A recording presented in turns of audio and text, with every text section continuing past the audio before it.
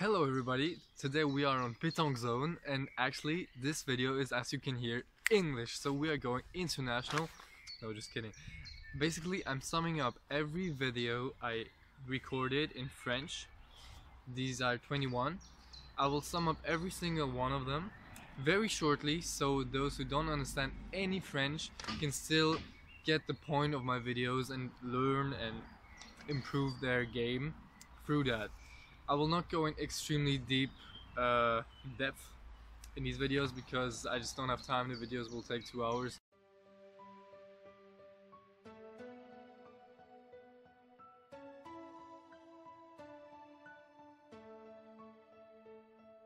Now, the very first video I went and did was inspired by a game I played against Mr. Baton. He was in the semi-final of the World Championships in Madagascar. Basically, he shot all our balls away, and he did, in French it's called palais. Honestly, I don't know how you translate that in English, but it's when you do like a carreau, but it goes further. So your ball is closer to the point where he shot, or you shot, but it's not an exact carreau. So I will just call that palais, and you know what I mean. So he did a lot of palais. And the point in this video was that we wanted to play it safe, and play it safe means points. So we pointed, I was a pointer, I pointed very well, but the guy, he just had pleasure shooting at my balls because that's exactly what he wants, that's his game. So, and we lost because, in my opinion, we pointed too much, we didn't shoot enough. What he wanted is to shoot, his weakness is to point. How do you make him point? You shoot his balls. The perfect thing would be to have a ball far enough so they don't shoot at it, but close enough so they can miss attempting to get closer. And even if they get closer, even you can shoot at it.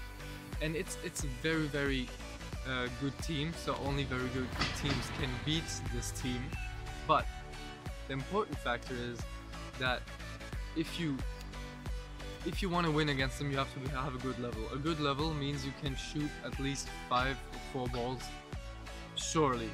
And that means you put a good ball, but they don't shoot. And if they try to win this good ball, since it's good, will make them fail their attempt to get closer at least twice. And if you shoot then at least 4 times, you win. Get it? That's my point. And also, went in depth into that you take your game into your own hands, that you decide the end of the game if you shoot, because if you point, you're at the mercy of your opponent, and that's not a good thing. So now I ranted again, but that's approximately what I said in that video. In the second video, what I described was this phenomenon, as I just said, where the people train and they're masters, they just do whatever they want, and then they go into the actual important game and they just do half like 50-50, or just not at all what you're used to in training. Now the problem there is your perception of training and your perception of the match. The point of training is to simulate the match. So training should prepare you for the match, but if your perception of